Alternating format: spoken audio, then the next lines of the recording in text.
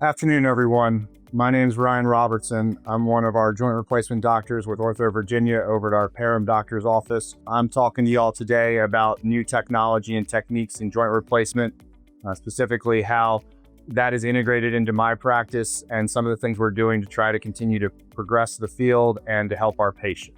Obviously, our objectives today, we're going to review a little bit of time talking about arthritis and joint replacements. I introduced some of the surgical concepts in general for joint replacements, but then specifically talk about the direct anterior total hip replacement, as well as the subvastus knee replacement and some of the new technique aspects we're doing for that, as well as some of the technology that we've integrated into my and our practice for hip and knee replacements. And then obviously at the end, we'll answer some questions, try to help out as much as we can with other specific questions y'all may have today. Obviously, these are many familiar faces, many of you know. These are all people who have had a joint replacement of one sort or another with the hip or knee. And so obviously we're out there helping people stay functional and living their lives, and that's what our goals are here at OrthoVirginia. Arthritis is something that everyone is experiencing. 91 million with arthritis, specifically about a third of that is specifically the osteoarthritis that most commonly people get a joint replacement for. So that's what we're going to be spending the majority of our time talking about today. What makes up osteoarthritis? Commonly questions we get a lot. It's sort of a multifactorial disease. It's got a normal anatomy, bad biology, overuse, genetics, all those aspects play into it. What is our normal joint? Normal joint is kind of like a good, well-functioning hinge on a door. Has good motion, moves smoothly, is lubricated, no screeching, no pain. But an arthritic joint is more like a rusty hinge. That is going to have less range of motion. It's going to have pain. Click over the next slide. It's going to have more pain. It's where you get that grinding, that bone-on-bone sensation, and you start having the pain. So how do you diagnose arthritis? A common question we get. It's a combination of your medical history. It's your physical exam as well as your x-rays that come together for us to make that diagnosis. Also with it, obviously, is the x-rays. So commonly question people ask is, what is a normal x-ray? So this is what like a normal x-ray of a hip would look like. It has preserved joint space. It has a well-rounded ball inside of the cup, smooth surfaces, versus a arthritic hip that you start to lose that normal anatomy. You start losing that joint space. You get that white sclerotic area inside the ball. You get those cystic changes in the ball. You get the deformity of it. That's what an arthritic hip would start looking like. Versus in the knee, obviously similar for a normal knee, very similar, good preserved joint spaces, nice smooth surface to the joint, no real big bony spurs coming off it, versus an arthritic knee, where we start to lose that joint space, we start getting that sclerotic bone, we get flattening of the curving of the nice surfaces of the joint, and we get some bone spurs, and we can even start getting deformity where the knee starts curving one way or another because of the arthritis. So how we treat arthritis. So obviously there's a lot of conservative treatments with it all. Patient education, becoming informed about what are the normal things, what do we do with it all. Weight loss for those who need weight loss, activity modification, pain medication, assisted devices, and then obviously when all of those things are no longer helping or working, then we start talking about surgery. What makes a good joint candidate? We get a lot of times, obviously somebody who's not satisfied with non-surgical treatment. They've been fully medically optimized, and then they were well informed about the surgical procedure. That's part of why we're talking today, so you understand what is entail of surgery and what are the risks and benefits of it. And then obviously with our surgery, our goals, first is to relieve pain, second is to improve mobility, and third is to return patients back to a more active and fulfilling lifestyle. So commonly we also get asked, well, what is in a hip replacement? So there's really sort of four parts that go into a hip replacement. There is a cup, there's a plastic liner, there is a ball of one material or another, and then there's a stem that goes down into the thigh bone. And obviously our goal is to remove that diseased joint surface and give a new, well-motioned, well-reciprocating joint replacement. So the surgical steps, obviously we have to expose the hip, we have to remove the diseased bone, we then prepare the cup and the femur for the new implants, we trial some components, and then we impact in final components. And this is what an x-ray of a replaced hip would look like. In disclosure, all of these images are ones that have been brought from the internet. None of these are my actual patients, so you have to forgive me if some of these are not exactly up to what you may see if you come in to see me or one of my partners. So the anterior approach. So I use the anterior approach to expose the hip. Obviously, there are multiple approaches out there that you'll hear in the literature as well as other people advertising. There's the anterior, there's posterior, there's a direct lateral, there's even a super path or a 2-incision approach. The anterior approach is an old approach, but is becoming more popular as of recent years. I like it because it is a direct access to the anterior aspect of the hip. It gets great exposure to the acetabulum, and it is an intramuscular approach. So I'm not cutting any muscles to do it. And so it just makes inherent sense to me. And we'll talk about some of the other advantageous aspects of it. But then even inside of the anterior approach, there's kind of 2 different incisions. There's the traditional incision, and then there's more modern bikini incision that is somewhat more for cosmesis and to help with some of the soft tissue healing. Next slide. So with that approach, so you can sort of see these drawings we have here. So these sort of lines on the body are what we call Langerhans lines. And so if we make the incision for a bikini incision in line with those Langerhans lines, the incisions can heal a little bit better and hopefully leads to better cosmesis, as well as it brings it back up closer to our clothing line that can help to hide or allow for a less visible scar for some patients. That's right. So the anterior approach. So obviously we talked about part of this lecture today is talking about technology. And so the anterior approach allows us to integrate technology into the surgery, specifically using sort of 3 different parts. One is the HANA table, which is the orthopedic table we use for positioning. It helps to manipulate the legs. That allows for easier exposure of the bones and of the parts of the hip while we need to do it for the surgery. Also allows for precise, reproducible patient positioning, helps to cut down on any malpositioning or concern for the positioning of the components. Then we also use the VELYS hip navigation. So that is with the use of the X-ray machine, which we'll show a little bit later. We can take in real-time X-rays during the surgery, and then we can make calculations off of that, both about all the different angles that we put the implants into, as well as the offset and leg length that allows us to give us a reproducible outcome from the surgery and execute the plan that we have preoperatively with our template. The concise impaction handle, that's the one up in the top right corner. It is an automated device that is used for actually broaching and impacting. It helps us to have a more precise utilization of the tools, again, helping to simplify the surgery and to make a reproducible surgery. Potential benefits of the anterior approach, obviously we're able to do that through a very small incision. It makes anatomic sense, less trauma to the body because we're going intramuscular and intranervous. So hopefully a quicker recovery of those muscles and obviously a better functional outcome in the first 6 weeks as reported in the data. It also leaves the posterior capsule, which inherently in my mind helps to minimize some of the risk for dislocation, as most common dislocation is in a seated position where we're flexed up, with allowing that posterior capsule to be a restraint from that dislocation. Other potential benefits is obviously the quick recovery, as I already mentioned.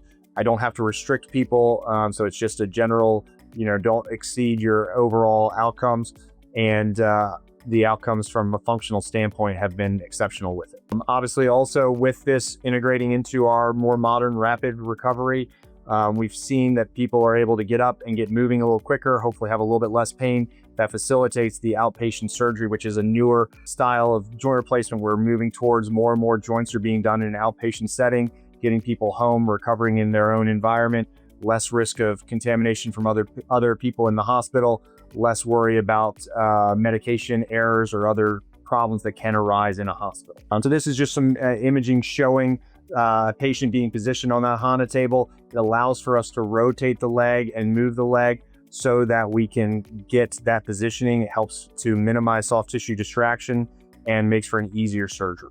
This is so the image is showing as we actually are draping out and positioning the patient. So that is the anterior aspect of their hip. And then this is what it's like once we put the drapes in place. And then obviously, this is once we have everything draped out, bringing in the X-ray machine, everything covered in plastic and blue drapes, so everything done sterilely, but allows for that real-time manipulation of the implants and seeing the anatomy as we're doing the surgery. So as we talk about the intraoperative X-rays, it allows for better cup positioning, improves femoral sizing as well as positioning, and then allows for more reliable recreation of the anatomy. So with those X-rays, historically we used actually printed out X-rays, and we could take those X-rays, get an X-ray of the operated hip as well as the non-operated hip, and we could flip them and overlay them. Next slide. And so that would be how we would do it. Well, we have advanced in our years and now have used technology, and that's where hip navigation comes in. But allows us for real time with x-ray to adjust cup positioning. So this image shows that we can with just moving our hand can position the cup so that it moves slightly to give us better positioning of our cup prior to final impaction. So now with modern technology, we've gone to the hip navigation system. Take over, Margaret. And so this allows us to make calculations real time about the positioning of our cup, as well as using our trials to help to size the implants to help give us more reproducible leg length and offset and hit our marks on what we've templated preoperatively.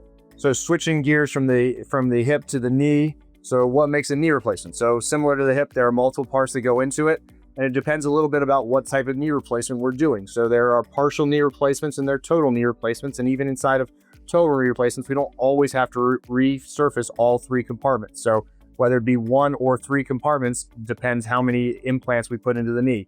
But there's a plate that goes onto the tibia, there's a plastic liner that goes onto the tibial plate, whether it be a partial or total, and then there is a cap that goes over the end of the thigh bone, again, either over one compartment or two compartments. And then sometimes we also resurface the kneecap and put a little plastic button on the back side of the kneecap. And these are some images of a partial and a total knee replacement on the left, and then those are the components by themselves on the right of the image. So what is the difference? Obviously, as I said, partial knee replacements are only resurfacing a single diseased part of the knee. Total knee replacement, we're resurfacing 2 to 3 parts of the knee with it all. So common questions I get in the office, well, what is a partial knee replacement? Why would I have a partial knee replacement? So there is a large portion of patients who only have one portion of their knee that are arthritic, and so doing a total knee replacement can address that single part, but we can sometimes do a smaller surgery that is less invasive, quicker recovery, feels more like a normal anatomic knee. And so obviously it is a lower portion of the overall knee replacements being done in the country, but there is some good data out there that shows that they can be done more commonly. Click my slide. So about 8%, 8 to 10% are done now, but it could be as high as almost 50% of knee replacements could be a partial knee replacement.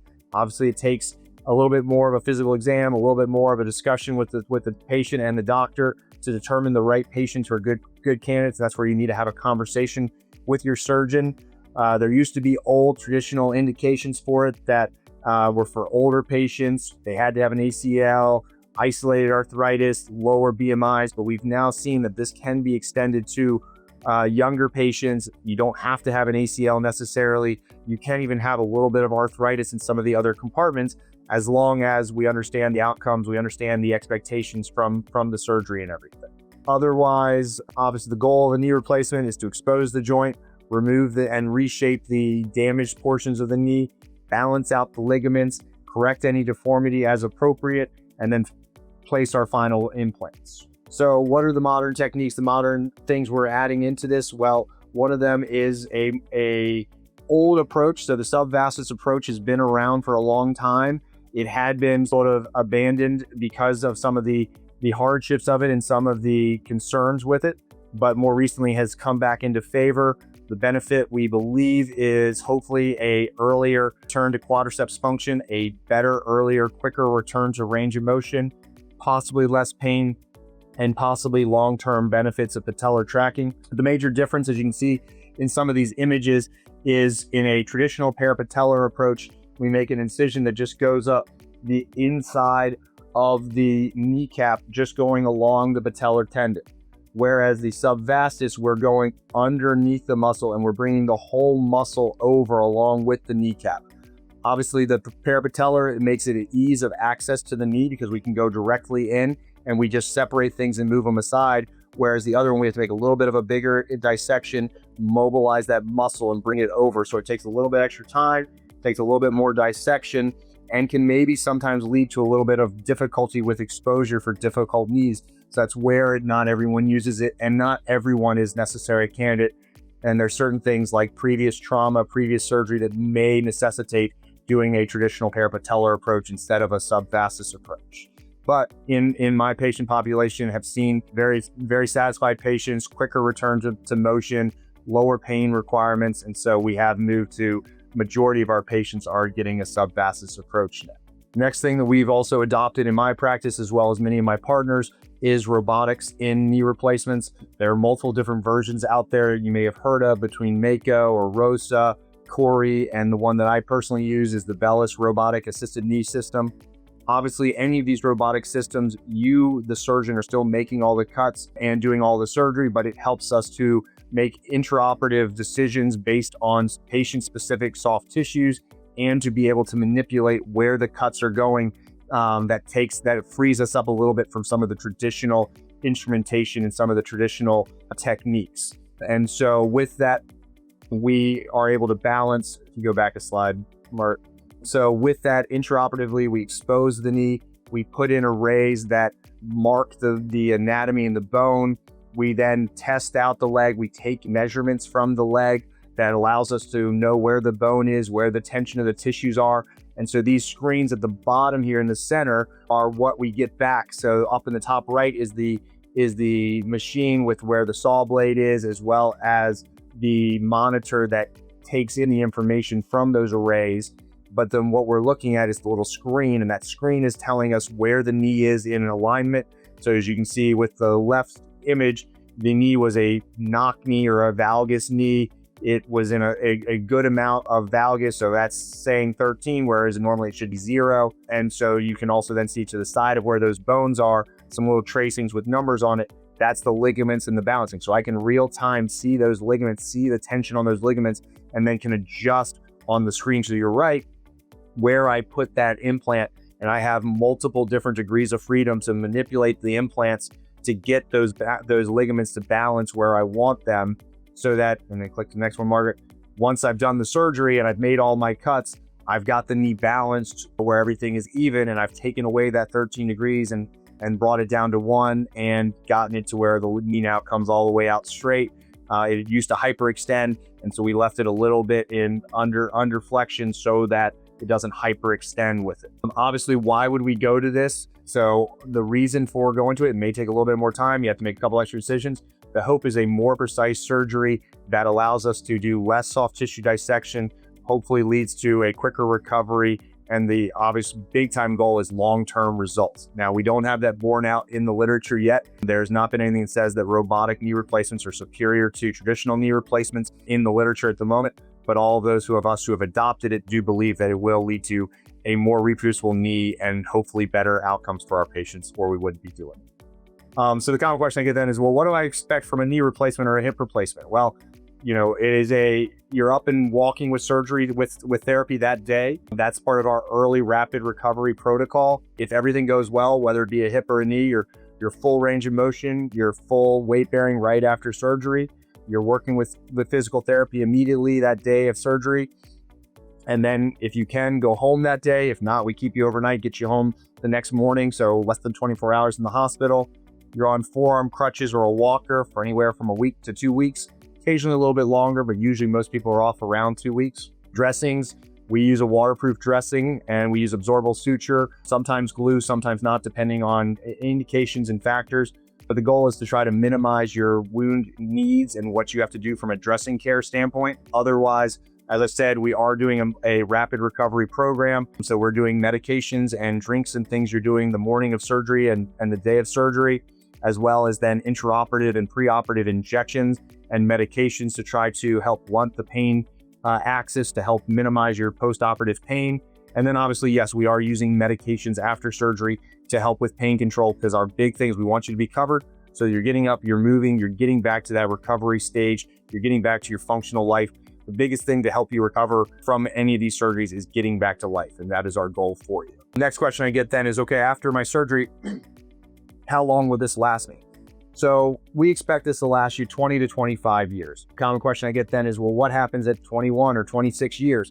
Well, it doesn't just magically fall apart. It has about a roughly 0.5 to 1% revision rate per year. So that means at 10 years, we got 90, 95, they're still doing fine. 20 years, 80 to 85%. So there are still plenty of people who, even when they were told that their knee replacement would last 10 years, they're still doing perfectly fine 30 years later. And so we're optimistic that some of these modern knee replacements should last the rest of people's lives, but there is a small chance of needing to have a revision sometime 20 to 30 years later. Obviously, takeaways hopefully you get from this is, these surgeries are very successful, whether it's myself or other people, whatever technique they take. Obviously, we do this on a regular basis and have good outcomes. They long-term have very good outcomes, and overall, our patients are very happy. And hopefully, if you wish to come see me or any of my partners, we can help take care of you as well. And I'll sort of then turn it to the chat for any questions. I think we have a couple maybe received before the talk that we'll try to answer while we have some time. Yes, thank you so much, Dr. Robertson. So we will be answering questions submitted earlier and questions submitted live. Not all questions will be able to be answered, but we will do what we can. So our first question is there an age limit on replacement? Yeah. So for good or bad, there is not. Occasionally when we have to actually do replacements on pediatric patients, I myself have done as young as 25 and as old as 106. Now, obviously, we try to avoid it for the younger and do a lot of other interventions as we can, trying to delay.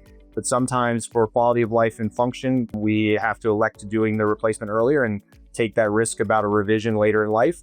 And then obviously for the older patients, obviously we want to optimize them medically, as I said earlier, to make sure they're safe for surgery. But if we can get them medically optimized, sometimes that joint replacement is what actually liberates them for the rest of their life and actually keeps them healthier. Because if you don't get the joint replacement, maybe you're then going to be more sedentary. Maybe you're going to be wheelchair bound. And that by itself brings its complications with cardiovascular disease, pulmonary disease, even wound issues, deconditioning that puts you at a higher risk of a fall to where you break something, you hurt something. And so I've had some very successful replacements in patients' 90s. And as I said, I've done a 106-year-old for a fracture. So it is something that is an option. Thank you. What materials are joint replacements made out of? And can people be allergic to those materials? Yeah, so great question. So there are a couple different materials that knee replacements are made out of. So there is cobalt chrome that is used for some of our knee replacements. Some of the knee replacements have titanium, and then our hip replacements are titanium alloy. There is also a plastic material that is inside of knee replacements and hip replacements called polyethylene. And then some of the different replacements are held to the bone with cement. And so there are different materials. There is concern about allergies with it. It still is a topic that is hotly debated in our world about if people are allergic to them, and is that really the problem, or is it a basically reaction to actually having a foreign material in their body just altogether, and or just pain from having a very traumatic surgery. And so we do have some implants that are made out of different materials if we're worried about nickel allergies or certain metal allergies. There are some people who are allergic to the cement that we use to glue it. So we do have implants that the bone can grow into the back of that can work for a primary. Not as good of outcomes and results when this is used for a revision, just because of the damage to the bone and a previous failure of the bone. So not really a great option for revisions, but can be an option for primaries. Thank you. Can you do stairs the same day as your joint replacement? Yeah, so as I said, we've moved to more and more outpatient surgery and even surgery inside 24 hours. Obviously, you have not gotten multiple weeks down the road, and we're saying you can go into your house. And so, yes, one of our requirements for any of our locations for surgery is to clear stairs before you go home. Now, obviously, it may take you more time, so you may need to plan out your day a little bit better and only go up and down the stairs once if your bedroom's on the second floor, or take a break while you're going upstairs. Using assisted devices as needed, rails as needed to help you. But obviously there are some patients who don't want to have that risk or don't want to have to deal with that. And so there are people, my own mother chose to put a mattress on her first floor and turned a first floor room into a bedroom. And so that is a viable option that still allows you to recover at home, still allows you to be functional, but takes out the concern about stairs if you are concerned about stairs. Thank you. How do you decide it's time to get a joint replacement? Yeah, common question we get a lot. Obviously, it is a big decision to make a decision to have a joint replacement, and it's not one that very commonly I, as the surgeon, am telling someone they have to have a joint replacement. Very rarely, there are certain circumstances where we, as the surgeon, dictate and say, no, you need to have this done. We need to do this now before something worse happens. But most of the time, it is a quality of life decision, and so it is based on how you are affected by your quality of life. Now, you get in the door by having bad enough x-rays or a bad enough exam, bad enough history where we say, yeah, I think you're appropriate for a joint replacement, but you still need to say, yep, it's bad enough for me. Last thing we want you to do is feel like you were rushed into a joint replacement. As great as these things are, there are some times that bad outcomes can happen, whether it be medical with a heart attack or a stroke or something bad. Those are very, very rare. We're talking about less than a percentage. But the last thing we want is for something like that to happen and you look back and say, I really could have kept going on with my arthritic joint. So it is very much a patient-driven decision after you meet the criteria from the surgeon. Thank you. Is a knee replacement only for arthritis? What about things like a torn meniscus? Yeah. So that's actually a great question and something that's becoming more of a topic we talk about both in the knee for the torn meniscus and the hip for the torn labrum. So with these soft tissue injuries, the question is it an isolated soft tissue injury with the cartilage of the meniscus or the labrum, or is there an underlying disease that led to the tear in the meniscus? So obviously, as we age, we start to develop arthritis. We get that breakdown in the cartilage. And so it's been pretty well shown that most people over the age of about 55 have some degree of damage to their cartilage and have some degree of arthritis in their joints. And so then it becomes a discussion about, do we think it is worthwhile trying a arthroscopic or a non-operative management of the meniscus or the labrum, or do we just go ahead and treat it like arthritis? And then it falls into the discussion of if it is bad enough of a surgery like a replacement, and at a time of a replacement, whether it be a knee or a hip, we do remove that soft tissue labrum or meniscus, so it both addresses the meniscus and the arthritis. The concern being, if we just go in and do an arthroscopic or a debridement surgery, as people think about it for meniscus tears, that may address the meniscus tear, but may not address the arthritis. So you may have more arthritic pain actually after the surgery than you had before the surgery, and it can actually speed up the progress of arthritis and lead to quicker degradation of your knee or hip if you have a hip replacement. Thank you. How long does it take to recover from a hip or knee replacement, and is physical therapy needed afterwards? Yeah, so obviously this is a variable answer because everyone is a little bit different. I would say on average, obviously, is if you talk to anyone out there, hip replacements do recover quicker than knee replacements. I tell most people between 2 and 6 weeks for a hip replacement, maybe up to 8 weeks. Most people are feeling pretty good, but there are still some people who take longer, and they need 3 to 6 months to get over it because of soft tissue irritation or muscle soreness or just some residual bone achiness, soreness in the hip. Knee replacements take a little bit longer. I usually tell people it takes between 3 and 4 months to get over a knee replacement. And so just setting that expectation, does that mean that everyone takes 3 to 4 months? No. There are definitely times that people will recover quicker and will feel better sooner. But I just sort of say that for on average, and so you don't feel discouraged if by chance you take long. Thank you so much, Dr. Robertson. That is all the time we have for today. Would you like to close? So obviously, thank everyone for tuning in today. I hope this was informative. Obviously, if you have further questions, obviously myself or any of my partners would be happy to see you and to discuss further any of your concerns regarding yours, your specific joint concerns and issues. And hopefully we can help you out as best we can.